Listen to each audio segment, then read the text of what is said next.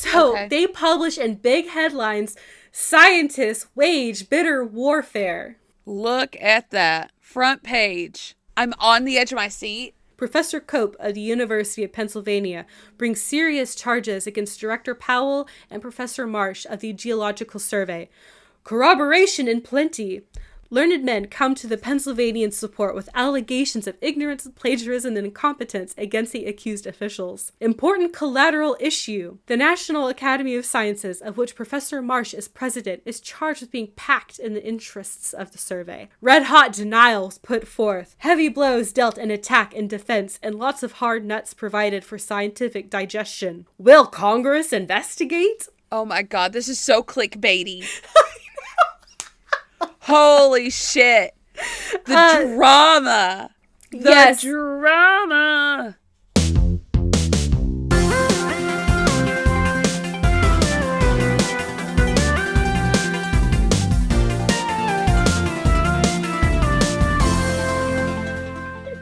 Welcome to Ill-Equipped History, where two best friends tell you about a wacky tale from history. Yeah. I've had the giggles since we got on. Talking about a bunch of funny stuff, talking about crazy dreams that we've had. Our dreams. Our dreams. I'm Morgan, joined by my mysterious, dreamy co-host, Emily. Hi. How are you doing, Emma? Oh, I'm doing all right. I'm catching up on life slowly. Yeah. Surely something is going to come around and knock me off my schedule again, but it's fine. My daughter and I had some free time last week, and I've never been more proud of this girl. Because I was like, hey, we got some time to watch a little bit of TV. That's a rarity. Mm-hmm. What do you want to watch? Just the two of us. And she said, The Mummies. And I was like, what mummies? She said, The Mummies. And I thought she was talking about like a cartoon mummy. And I was like, what do they do? And she's like, they dig up the mummies. And I was like, oh, I know exactly what you're talking about. So Kingdom of the Mummies. It's on Disney. Halfway through this episode, we're cackling because she is cracking some hella good jokes. She was like, what if the mummy, like when they opened the coffin, she was just like, hey, I'm sleeping here. Get out of here. And I got her saying, bones, every time. Bones. That's amazing. And we were having the best time. So I'm like, you're just like me and your Aunt Momo. She's laughing at documentaries. Laughing at documentaries and wanting to watch them dig up the mummies. That's 2 points for her. She said it's cool and creepy. It is cool and creepy. See, when you said she wanted to watch the mummies for a brief optimistic moment, I thought she was talking about the movie The Mummy with Brendan Fraser and Rachel Weisz. That's not age appropriate. But that would have been fucking awesome. It would have been fucking awesome. Because that's a great movie. Listen, I have seen that one. It's just been a very long time, so I need a refresher. But listen, when they're old enough, we're watching The Mummy. Mm-hmm. And they can both have their awakenings. Some kind of awakening. Apparently, mine was defined by the dream I had, so. Anywho, how have you been? Buying a house is stressful. Yeah, you can't. It's like you're buying this house, so everything you do is watched. You can't even buy something to like make yourself feel better. All of your finances are just like on a hold. I bought some boxes and totes yesterday to like start packing, and I was like, can't buy too much. Don't want to spend too much money. I've been eating a lot of beans and rice the past week. I don't know how you do it, because I went to Walmart today and everyone in the house except me got new socks. It was like $50 for socks. I'm like, it's crazy. Yes. And a bunch of other things too. I spent $200. I didn't even really get groceries. I'm like, what is happening right now? Yeah. The shit's wild, man. Mortgage people need to take that into consideration. I know. I was reading through it, and it was like, because, for our trip coming up, for our spooky trip, I booked a room we're staying at, and I had the option to do like the affirm, like split it up into multiple payments, so I didn't have to drop that much money at once, which is really nice.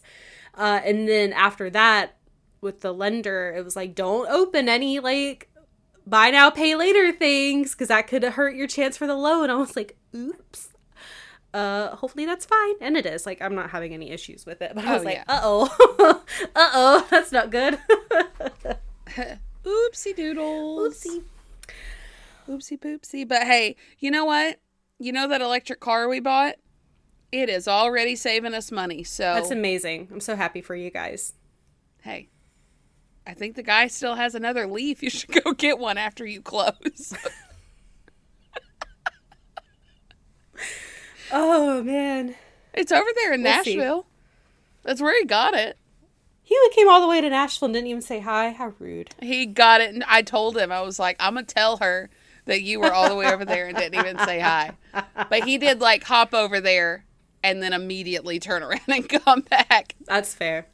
He did it after work in one night, so. Oh, wow, yeah. Yeah.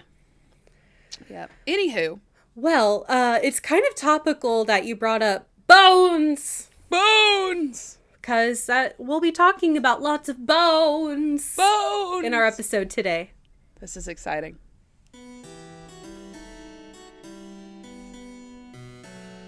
My dearest friend, I hope you enjoyed your tour of the Haddonfield Quarry. It was so lovely to have you there. I wanted to let you know I have named my most recent find after you, Tyonius marshii. It is a peculiar little fellow, but please do not take offense, for it is in your honor. I hope to see you soon again. Your friend, E.D. Cope. Cope, my friend, thank you for your letter. I had the most splendid time visiting your quarry. You and your team are the most hard-working I've seen. The Academy is right to give you this access and funds. I have also named my most recent find after you, Mosasaurus copaneus. It is a gigantic sea creature sure to have struck fear in the hearts of its prey. I hope to hear from you soon. Sincerely, O.C. Marsh. Marsh, you asshole. You took the Mosasaurus remains from my dig site. Thanks for naming it Cope Anus, by the way, you shithead. I thought you were my friend, and you confiscate all the remains in our quarry for yourself. How much did you pay the quarrymen? I hope you can explain yourself, Cope. Dear Cope, LOL, LMAO, kiss my ass, Marsh.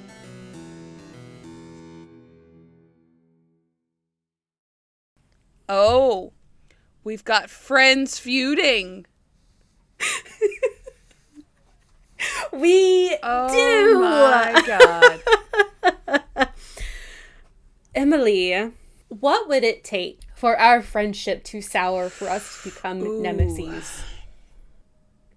I don't know. It would take something huge. I mean, I can't even think of anything. Because it's so out of possibility. Like, it's not happening. So, I don't know. I can't think of anything either. It would have to involve some kind of betrayal. Of course. And I would never. So, it's like, I would never. You can't even think of it. Right. It's so out of left field. Well, we are talking about two friends who became sworn enemies to each other. Have you ever heard of the Bone Wars? Bone Wars. It's like something in my brain is like tickling, but not really. I don't think so. Well, today we're going to talk about the Bone Wars. Bones! The Bones! Bone Wars! many bones. Our two main characters today are named Othniel Charles Marsh and Edward Drinker Cope. Drinker? Drinker Cope, yes. What a name. I know. Quote, both unearthed, described, and published their finds of fossil fauna in the post-Civil War era when the discipline of vertebrate paleontology was quite young in the United States. And that is a quote from biodiversitylibrary.org. They were friends turned rival paleontologists, primarily working in the American Midwest to find new species of dinosaur fossils. Wow. Okay. So I'm going to go into each man, and then we're going to talk about what happened. So we're going to start with Othniel Charles Marsh because he was born first. What's interesting, the word paleontology was actually coined 9 years before he was born on October 29th, 1831 in Lockport, New York. Cool. His mother died when he was 3, unfortunately. Aw. His family was on a farm, and his father wanted him to become a farmer like him. That's all he wanted for his son. Mm-hmm. But he was not built for farm work. Not that he was like a weak man. He was just inclined for other ventures other than farm work. He was very academically inclined. He became very interested in science at a young age. Very conveniently, even though, his family worked on a farm. They weren't super well off. His uncle was George Peabody. Like, what? The Peabody. Oh, shit. Yeah. So, thankfully, his uncle allowed him to go to the Phillips Academy and then going on to Yale before he went to go get his graduate degree in Germany. So he had 2 degrees. Through donations, Othniel's uncle founded the Peabody Museum at Yale, which was a museum of paleontology. Cool. Because that's what his son was interested, or his nephew was interested in. And likely helped by his uncle's donation, Othniel became the U.S.'s first university professor of paleontology and helped put Yale on the map as a major leading paleontological institution. Yeah, his uncle probably had a little bit to do with that. Still impressive, though. Yeah, just a touch. By himself, Othniel discovered more than 80 species of ancient vertebrates. And his work actually helped provide strong evidence for Charles Darwin's theory of natural selection. Wow. One of his most famous works include the title of the exhibition is called Fossil Horses in America in 1874 and Odontornithes, a monograph of the extinct toothed birds of North America in 1880. And this exhibit helped provide evidence that birds actually evolved from dinosaurs. Oh. Yeah. And I don't know if I included a picture of his horse exhibit in the notes for you. I don't think I did. It's close to the bottom. There is a series, it says Evolution of Horse, and it has like a bunch of different horse heads and horse skulls and leg bones and such. And this helped show how the American, which it's extinct now, modern horses came over from Asia and Europe. But there used to be a native horse to the Americas. It is now extinct, but he found a lot of fossils that showed how it evolved over time, which also helped support Darwin's theories of evolution. Wow. I know. Very accomplished. So Edward Drinker Cope was actually born 9 years later on July 28th, 1840 in Pennsylvania. He belonged to a wealthy family that was able to provide and fund his scientific nature. Mm-hmm. He loved natural history as a young boy, and he attended the Academy of Natural Sciences in Philadelphia. Okay. One of his mentors was a man named Joseph Leidy.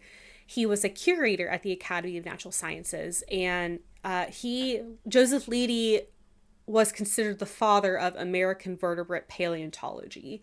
Cool. So he's not quite a big player, but he comes up a couple times, so I felt, the need to mention him. Yeah. He's got a nice beard. He does have a very nice beard. Yes. Joseph actually discovered the first dinosaur remains in this hemisphere. What? Yeah. How do you do that? Just start digging around? Yeah. I think in New Jersey. And he also found the first articulated dinosaur skeleton. No way. So, very accomplished paleontologist. Yeah. So, Edward, going back to Edward, published his first journal article when he was 18. So, Edward actually didn't have any formal education himself. Like, he went to this academy, but he never really did any post-secondary training. But he was so interested in natural history. He did a lot of research. He was very talented in the field.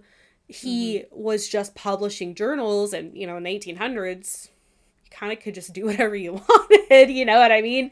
We've seen that. They were just doing some wild shit. They were just doing shit. So Edward actually found the second dinosaur species in the United States, now known as Dryptosaurus.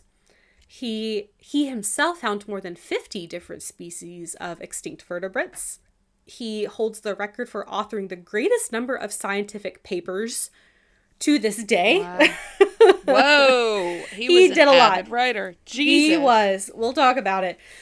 He also published lots of books. His quote-unquote greatest work is considered the Vertebrata of the Tertiary Formations of the West, published in 1884. Huh. I know, riveting stuff. When he was a young man, the Civil War in the United States breaks out. Yes.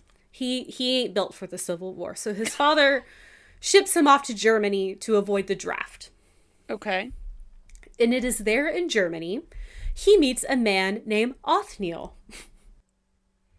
Ah, okay. Yes. So this is where Othniel Marsh and Edward Cope meet and become friends. I've also seen that Edward I saw the Civil War theory, and I also saw that he was courting a lady that his father did not approve of, and then he got sent off to Germany to, quash the courting. It could have been both. It could, yeah. I've seen either and both. Like, one source said, it probably was. It just aligned at the right time. And then later on, because this doesn't really come up in the story, but Edward later became a professor of zoology at Haverford College after he was given an honorary master's degree, which had a lot to do with his family's influence, because his family did have a lot of influence. I mean, again, he was a brilliant man in his own right, but I don't even think he had a bachelor's degree. And Edward was very associated with the Academy and the University of Pennsylvania, while Othniel was very associated with Yale, which I think is in Connecticut. So they meet in Germany. And they start talking about their ideas. So Othniel, like I said, he was a Darwinist. He supported Darwin's theories of evolution. Edward was a neo-Lamarckianist, which I'd never heard of. But this school of thought was that, Darwinian evolution was random gradual mutations are inherited by offspring. Okay, yes. They just happen. Neo-Lamarckianism is, quote, changes in the physical or mental state of an organism that develops during its lifespan can be passed on to the organism's offspring. Oh, okay. Whereas Darwinianism is it's sudden, it's not to service the environment, it's just mutations that are passed down. Yeah. And this it's the mutations, let me make sure I'm getting it right. It's the mutations that help them survive better that keep getting passed down. Right. And that's why changes happen. But they're random. But they're random. They're not. Right. Yes. Whereas this other school of thought was that an organism undergoes changes in its lifetime that then are passed down to its offspring. Okay. Instead of random mutations. Okay. Yes. So, in my as someone who's not and he has nothing to do with either of the schools. I think it's somewhere in the middle, or it's kind of both. I think it is kind of both. Yeah. Because, I mean, there's a lot of stuff that's passed down. I mean, just, we learn a little bit about in psychology where, like, you inherit your susceptibility to certain traits. And there's even research that suggests, like, changes that parents experience through their DNA from, like, environmental factors also get passed down. And those aren't mutations. Those are, like, things that parents experience that change something in their DNA that didn't get passed down, like exposure to toxins, exposure to stress, exposure to, like, all kinds of things. So that's just my personal opinion. Yeah. As someone with a psychology degree. Sounds right. So eventually they go back to the United States, and for a few years they are exchanging letters back and forth, and they even went on an expedition together to Haddonfield, New Jersey. Nice. And while there, they found 3 dinosaurs together. So they're just happy, fun friends finding dinosaurs. Great time. They returned to they came back to the U.S. in 1864, so right before the war ended. In 1867, Edward named an amphibian fossil Tyonius marshi after Othniel Marsh. And in 1868, Othniel named a reptile fossil he discovered, Mosasaurus copenus. So everything's hunky-dory, right? Mm-hmm. Well, Edward was working a fossil quarry in New Jersey, the Haddonfield quarry. And in 1868, he was showing Othniel around and saying, look at this great, cool quarry. And behind his back, Othniel bribed the quarry owner money to send him fossils that they discovered. Oh, no. And one of those fossils was Mosasaurus copenus. Edward finds out. And he's like, you bastard, you stole my fossils. Yeah. He should be mad. Yeah, he should be. Okay, how long had they been friends at this point? About 4 years. Okay, so not lifelong friends. No, and it may have been a little bit longer. I didn't see when. But like less than 10. Yeah, less than 10 years, I would say. Still backstabby. I don't like that. Yeah. And Edward did say that this was the beginning of the end of the friendship between the two. Yeah. And I did see as well that during their friendship, like Edward, he's a very, he's extroverted. He was constantly talking, would not shut up, this man. Constantly writing letters, constantly talking about his ideas, no matter how wacky they were. Othniel was a lot more introverted. He was a man, a few words, like very brilliant and not necessarily unkind, but just very like blunt. You know, he only said what needed to be said. He didn't have time to waste on extra words. Right. So, but I mean, they seem to balance each other out. Like Othniel was fine getting all these silly letters from Edward, and Edward was fine not hearing back as much from Othniel. Like, it was fine. But then this whole, like, Othniel trying to getting the fossils from the quarry, like, that was a moment of betrayal. Yeah. The same year, 1868, Edward publishes his findings and displays this new species of plesiosaur that he found in Kansas, that he named Elasmosaurus platurus. And he actually displayed this skeleton at the Academy of Natural Sciences. And the skeleton, a plesiosaur, is like Loch Ness Monster. Like, it's a water creature, water dinosaur. So his reconstruction of the skeleton had a very short neck and a long tail. And I have a picture of his diagram. It's a very long tail.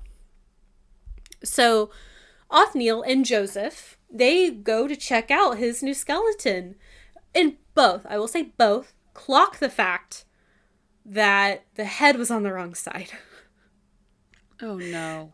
Edward had put the head on the tail. Oh, no. And not the neck.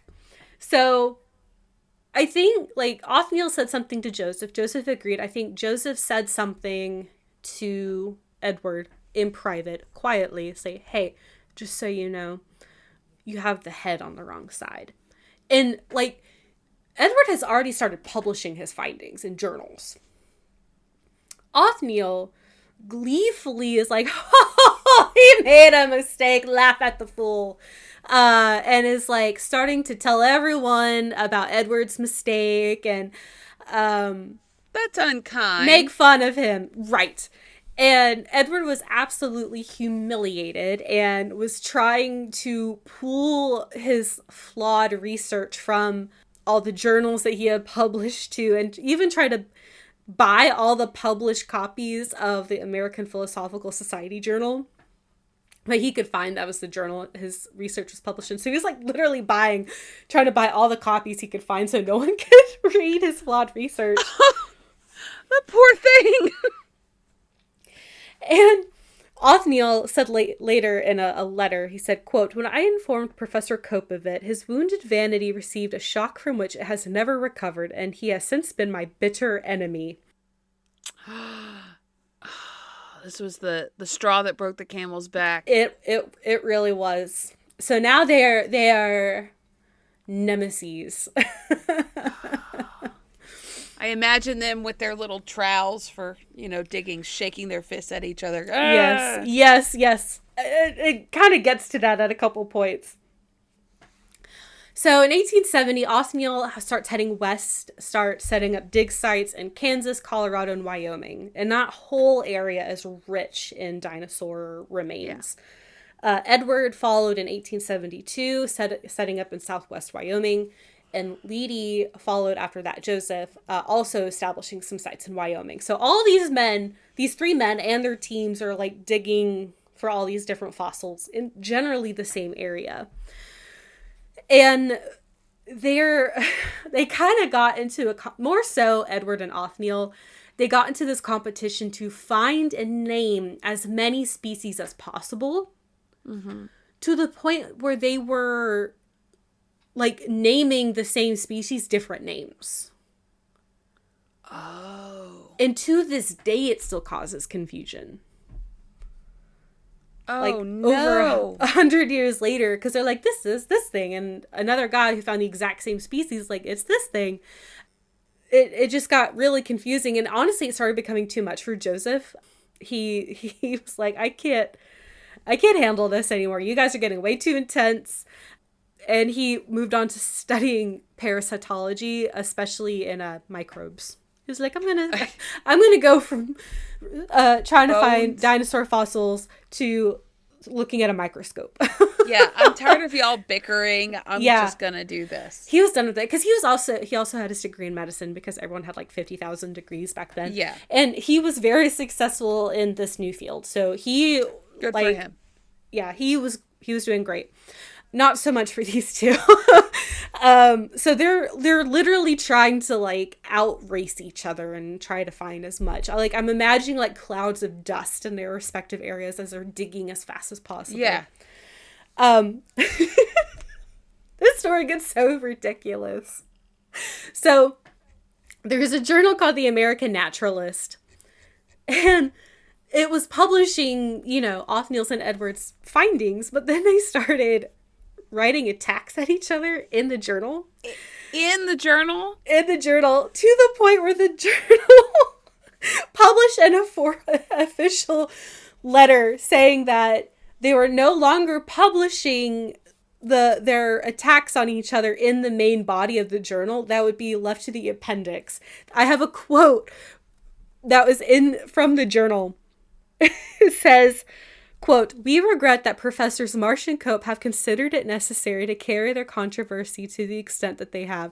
Wishing to maintain the perfect independence of the naturalist in all matters involving scientific criticism, we have allowed both parties to have their full say, but feeling that now the controversy between the authors in question has come to a personal one, and that the naturalist is not called upon to devote further space to its consideration, the continuance of this subject will be allowed only in the form of an appendix at the expense of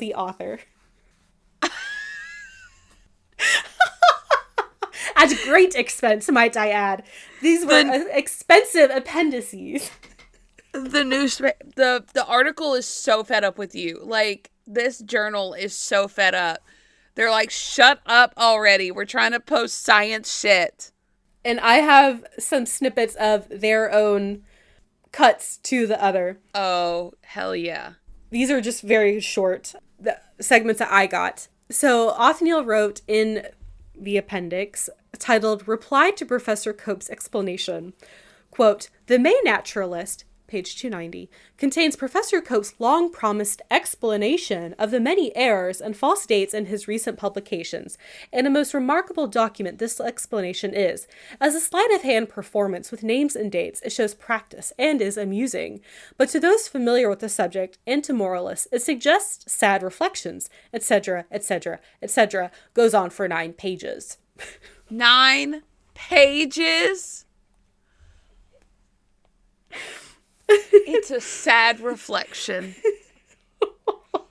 Amusing. Oh my God. Amusing.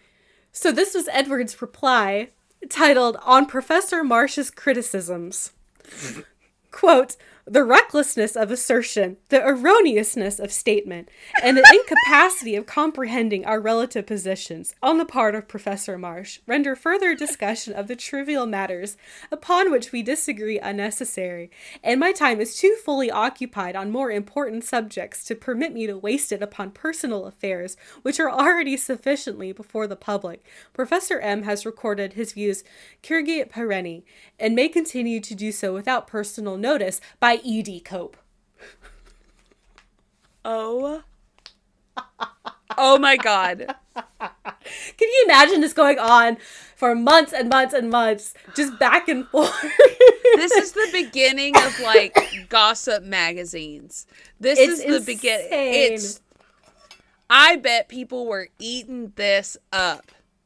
Other scientists in the community were annoyed as fuck. Yeah, I bet. It does eventually get to, like, the public, but for now it's kind of contained within academic circles still, and people are so fucking annoyed with these two. Shut up. Oh my God. Oh God, that's cracking me up. Listen, my ass would have been Victorian dress, scientific journal out, reading every juicy word. Oh, I know. Just, the shade these two are throwing at each other, back and forth. I mean, and like, in the source I got this from, it said, like, these appendices that they had to purchase in order to, like, put their smack downs at each other were very expensive. Every month, worth it. Just putting in your budget $200 just to shit talk somebody. In a scientific journal. The amount of petty. I love it. Oh my God, I'm cracking up. I was dying the entire time researching this. It's so funny. Oh my God. God. It's kind of sad. Like, these are grown-ass men. Don't fuck with their dinosaur bones. Okay? Really don't. Don't fuck with the dinosaur bones. I mean, in all honesty, Marsh started it, so... So Othniel was often accompanied by military personnel on his digs. And unfortunately, these digs took him very frequently to native lands and on European settlements.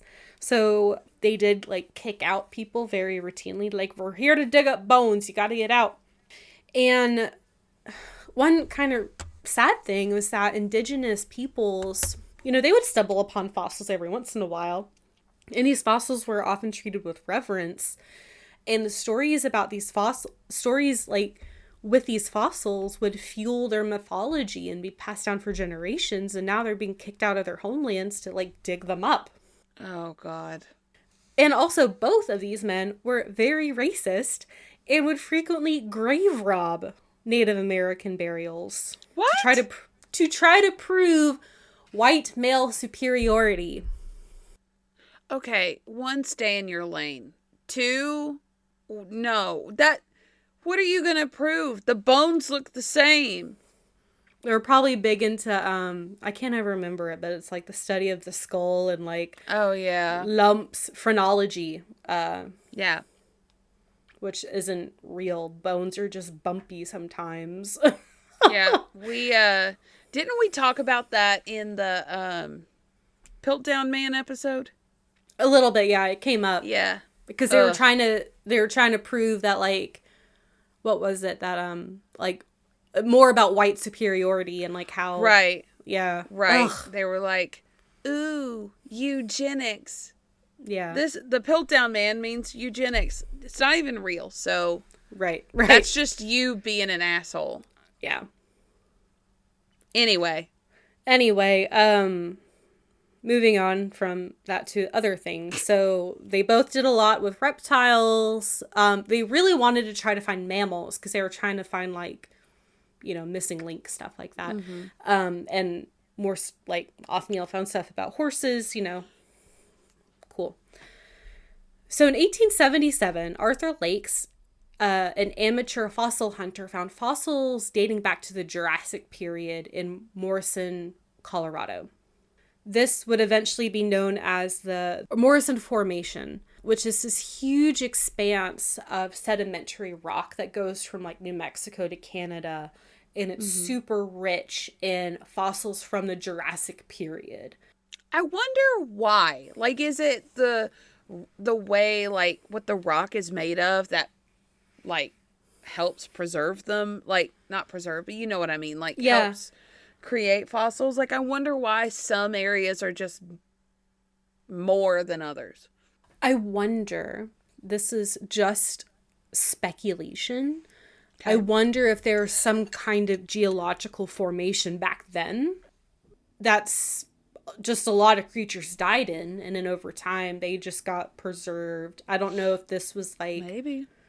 If this was like a waterbed. I don't know. I don't know what this area is. I think it said sedimentary. I'm not sure if there's a lot of limestone in this area, and if that's the case, it was like a waterbed at some point. Yeah. I don't know.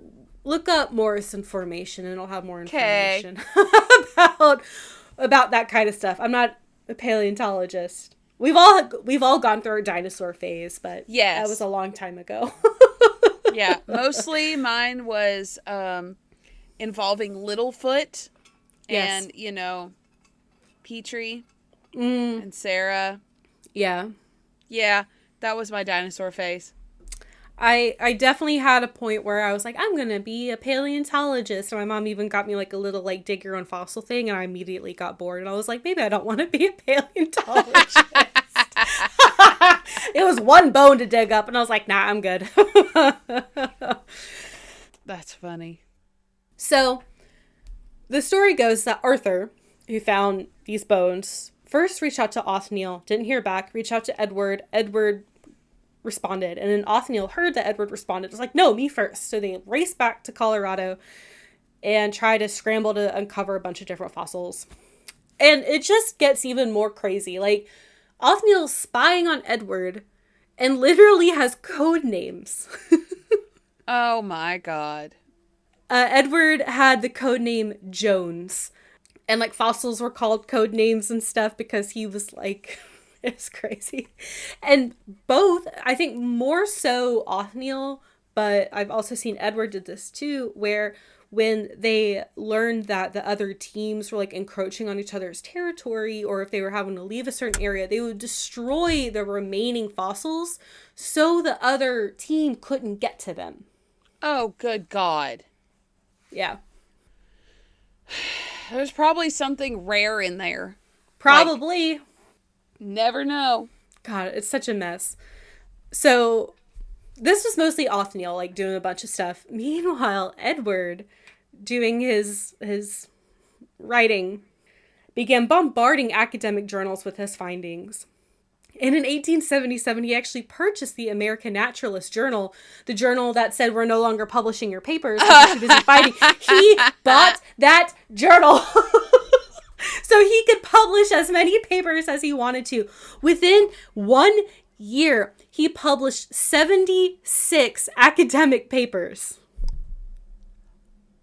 Holy shit. He wrote 1,400 in his lifetime. Okay, no wonder he still holds the record. Who has time for that? Well, and I also saw, because he was just fucking churning these out, like they were full of mistakes, they weren't heavily researched. He was literally just like suffocating the market with like, it's all gonna be me. I'll be the only name you hear of, right. Because he's writing 76 articles in a year. He was getting quantity over quality for sure. Exactly. Making him, quote, one of the most prolific authors in American scientific history. Jesus Christ. But at what cost? Right. Like, that doesn't necessarily make him, he might have discovered a bunch of stuff, but if you're looking at his paper, you're like, this guy doesn't know his head from his asshole kind of thing. Right, exactly. So they're still hanging out in the Morrison Formation, which, I mean, there's fossils dating back to 200 million years ago. Like, it's fucking crazy. God. And for the next 15 years, these two guys are battling back and forth in the Morrison Formation, sabotaging each other's dig sites, destroying remains so the other doesn't. It's just a whole big mess. But, like, they found a lot of, I don't know if I posted it because I couldn't find, like, a really clear image. Oh, it's the colored one, and it has their different discoveries. It's really hard to see the names.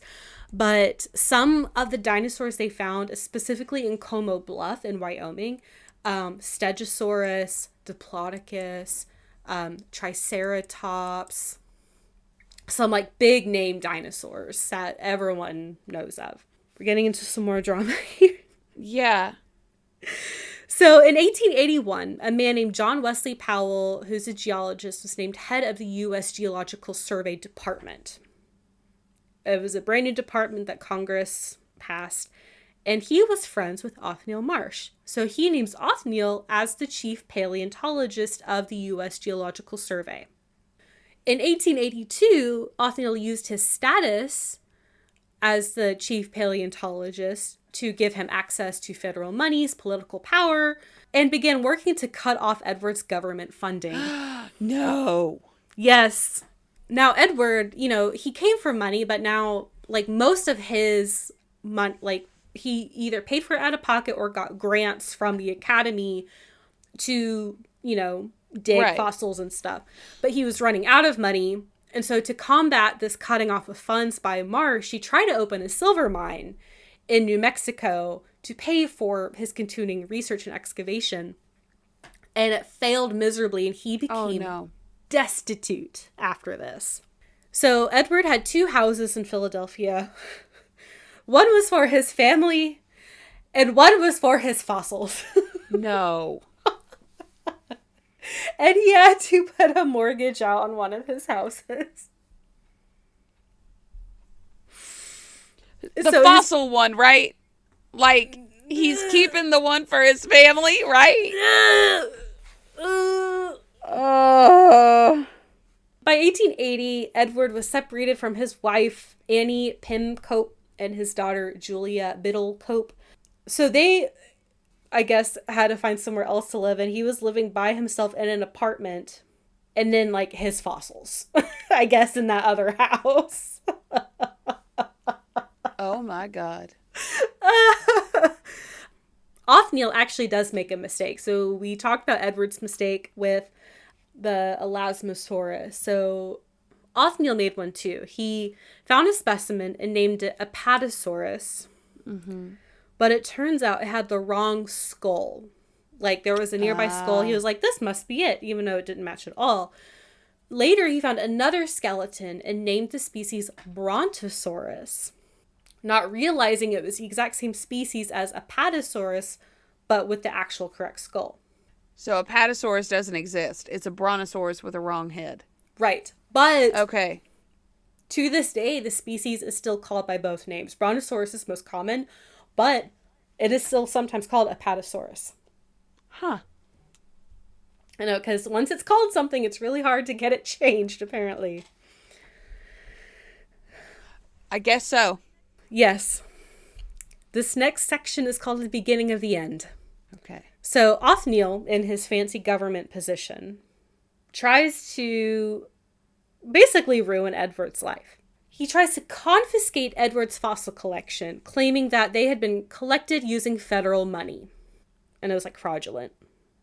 Because he's evil and like wants everything for himself. I'm not saying Edward's great either. Like, he has his own shit. Yeah, but Marsh seems worse. He's a lot more conniving. So Edward was able to provide for... This is so messy. So Edward was able to provide receipts that essentially everything had been paid for out of his pocket. Like, he was able to prove, I paid for everything. I did not use government money to fund my excavations. How do they have time for anything else? I really don't know. Edward, in retaliation, then goes to a journalist for the New York Herald and says, hey, I have a bunch of dirt on Othniel Marsh. No. Accusing him of plagiarism and scientific fraud. This makes the headlines. And I saw, which I have a book I want to cover. So the New York Globe, I think, or the New York Times was covering Nellie Bly, who is a woman who went around the world in 80 days. I'm going to cover her at some point. I just need to read her books. But so the New York Herald was trying to find some way to compete with, the story. So they publish in big headlines, scientists wage bitter warfare. And I have a copy of the newspaper for you to see, Emily. Oh my God. Look at that. Front page. So I have... I'm on the edge of my seat. Did it take him down? I need to know. A little bit, yeah. Okay. So I have the different headlines that are in that little article. So I'm going to read to you what it says. It says, scientists wage bitter warfare. Professor Cope of the University of Pennsylvania brings serious charges against Director Powell and Professor Marsh of the Geological Survey. Corroboration in plenty. Learned men come to the Pennsylvanian support with allegations of ignorance, plagiarism, and incompetence against the accused officials.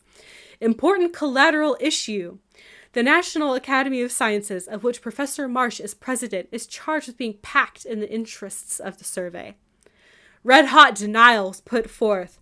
Heavy blows dealt in attack and defense, and lots of hard nuts provided for scientific digestion. Will Congress investigate? Oh my God, this is so clickbaity. Holy shit. The drama. Drama. There's so much drama. So Othniel and his friends at the U.S. Geological Survey were accused of, quote, corruption, incompetence, and misuse of government funds. Corroboration aplenty. So the U.S. government investigates and ends up defunding the survey and eliminating the paleontology department. Oh, it did take it. Oh, just wait. The Smithsonian Museum then demanded that Othniel hand over a significant part of his own fossil collection, which had been gathered with federal money. That was the pot calling the kettle black. Oh. That's what you get. Oh my God. At this point, both men's reputations were completely ruined. Oh, they're in the gutter.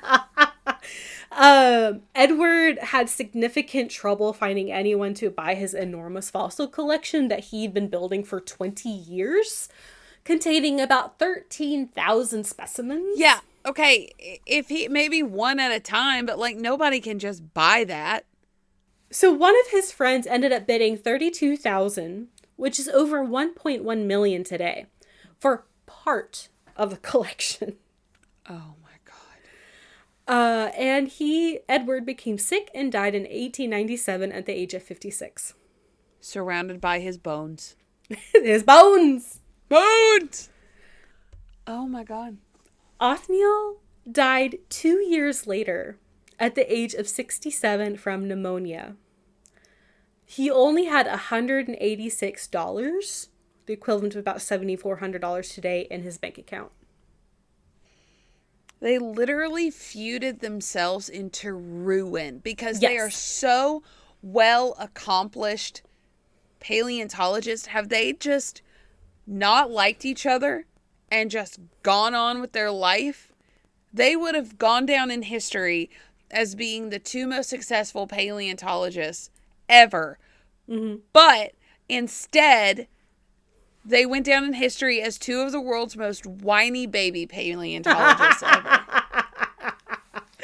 It's really sad, isn't it? It is sad. I mean, they did it to themselves. Like, I hate to say it like that, but they did. I mean, they did. They literally did. They did it to themselves and each other. Yes. Wild. It's so wild. So after Othniel died, the Smithsonian gathered 80 tons. What? 80 tons of Othniel's collection. But he left the bulk of his collection to the Peabody Museum of Natural History at Yale. Wait, Othniel had more than 80 tons? Yeah. The bulk of his collection went to the Peabody? Yeah. Oh? Where did he store all this? I don't know. Like, it's giving, you know, like in Indiana Jones when they open the warehouse and it's just wooden crates. Yes, yes. Like a storage room of wooden crates. That's what I'm imagining. Yes, that's what I'm imagining too. Because I have no idea where the hell he put. I don't even know how much. I don't know if anyone knows exactly how much he had. But more than 80 tons. Holy shit. And they're all in museums now. Yeah. Right? Or like in archives and stuff. Yeah. Yeah. Oh my God. So, I mean, you put it perfectly. This was a very bitter rivalry that left them both destitute when they died. Yeah.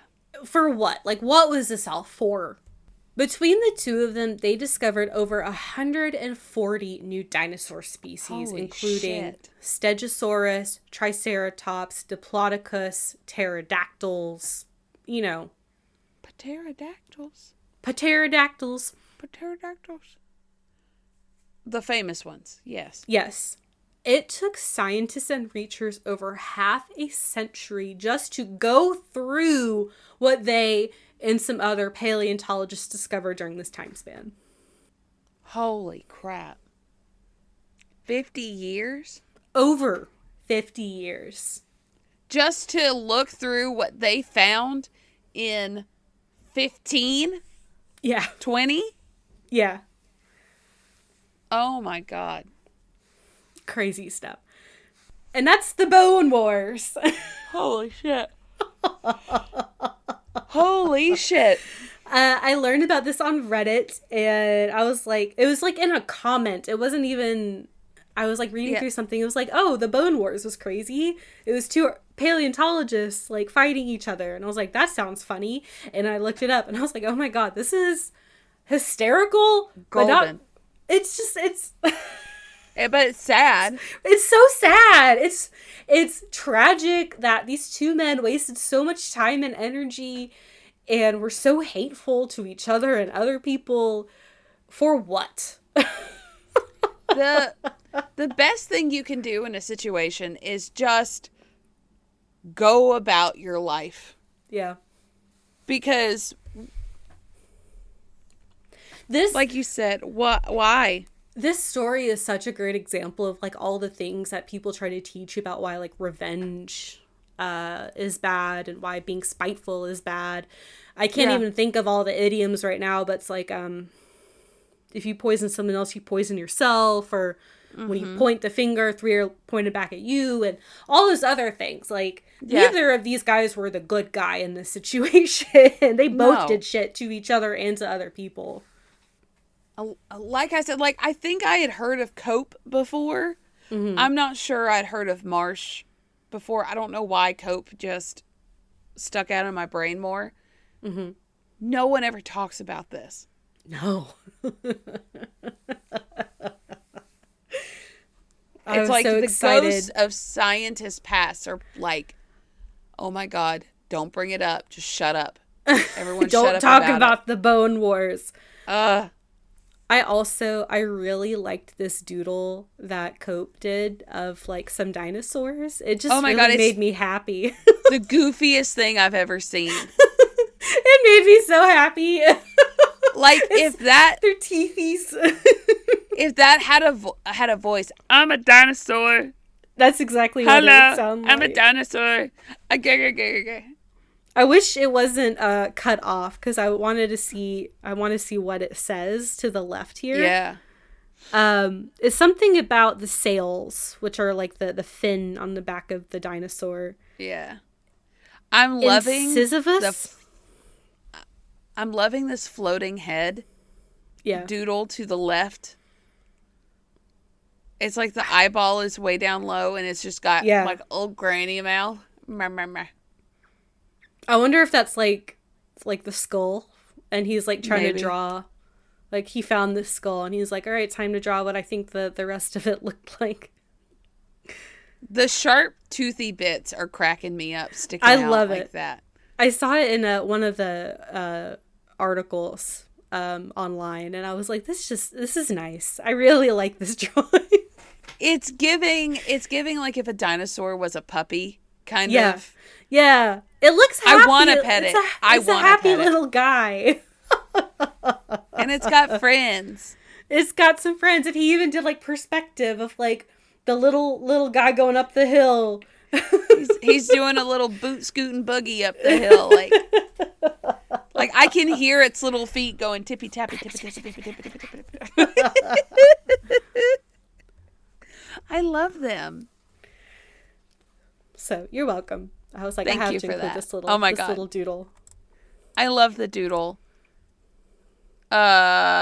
These men.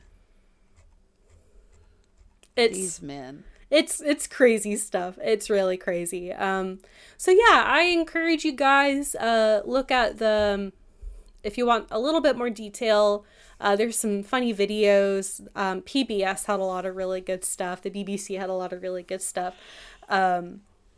So yeah, check out the sources I've linked in the show notes and have a good time. Have fun.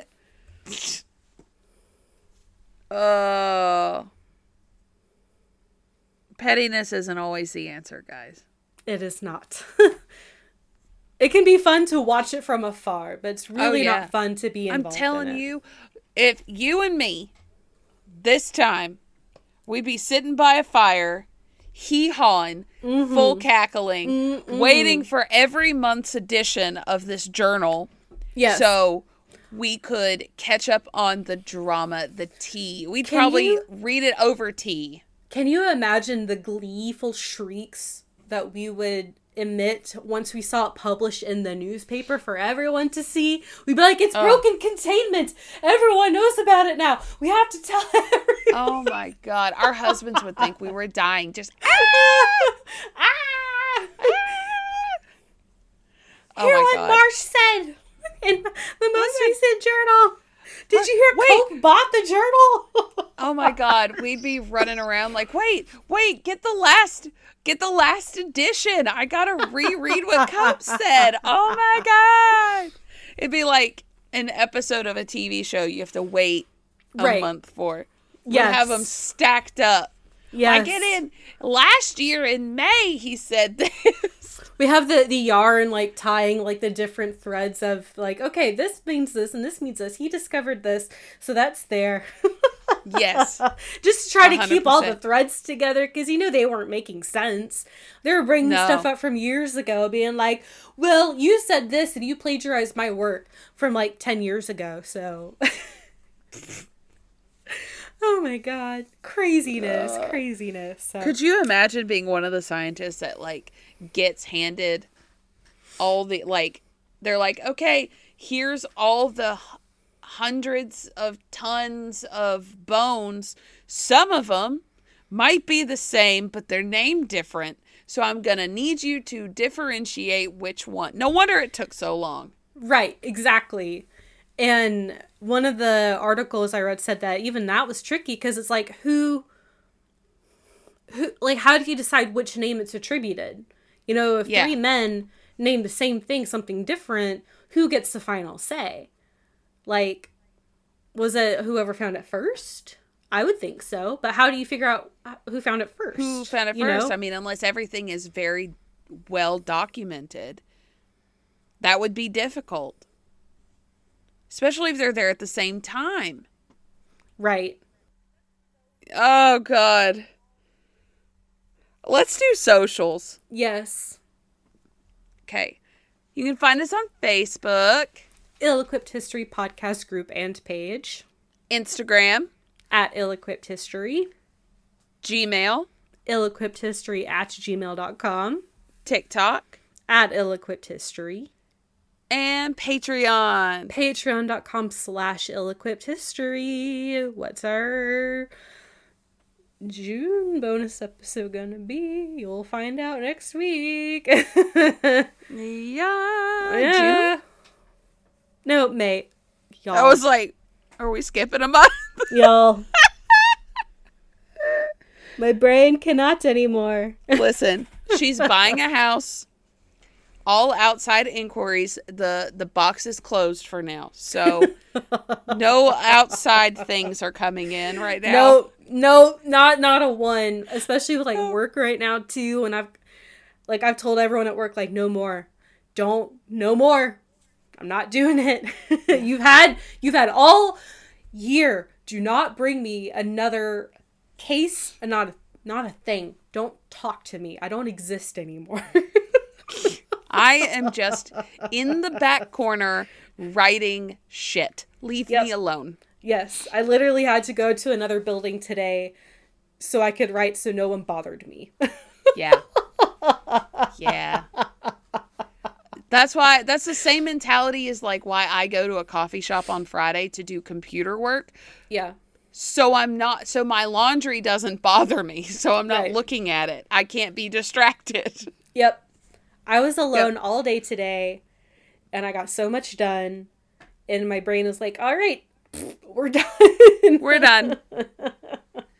Well, since we're done, let's say adios. Don't